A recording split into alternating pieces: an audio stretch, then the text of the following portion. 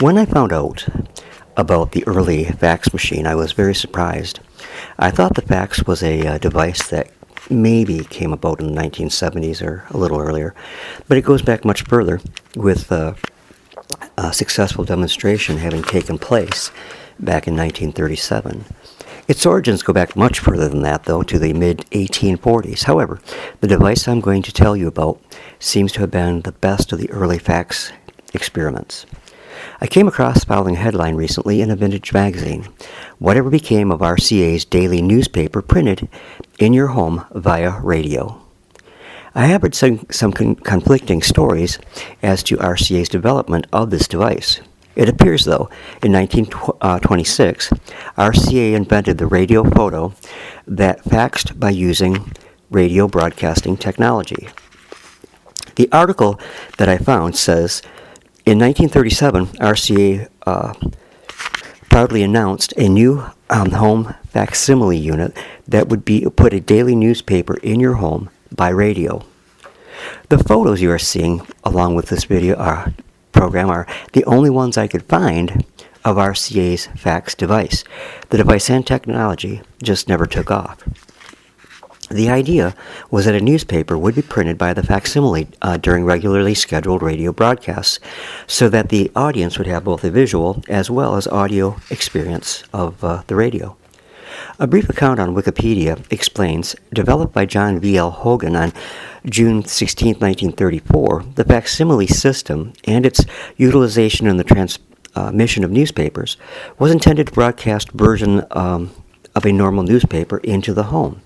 And at that time, there was no national newspaper that could be easily distributed into every household across the country, and it was hoped that the radio facsimile could remedy this issue. The facsimile receiver was similar in size to that of a record player, and it could be attached to any normal radio. One of the initial demonstrations of the news via radio facsimile technology was conducted on April 17, 1946, when it successfully printed a 4-column newspaper at the rate of about 500 words per minute. The black and white transmission was completed with relative clarity onto a roll of paper at an approximate speed corresponding to a normal reading pace, or slightly faster to compensate for illustrations.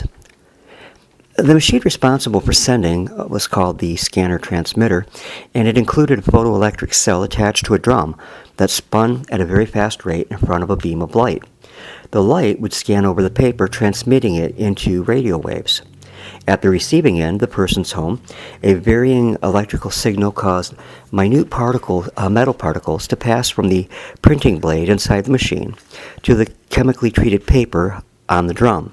This process reproduced both the blacks and grays necessary for a clear newspaper to be produced. The major drawbacks to this system, though, was that it was too slow.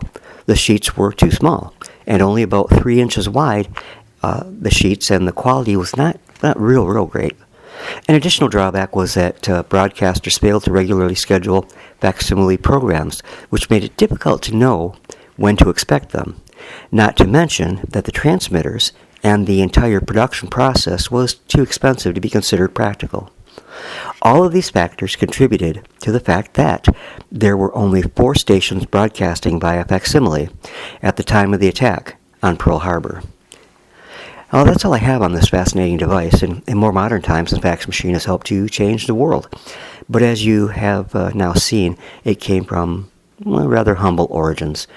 While you're here, why not take a half a second and tick the subscribe tab so you will not miss out on any new programs here at the Dennis Morrison channel. Thanks for stopping by. God bless, and good night.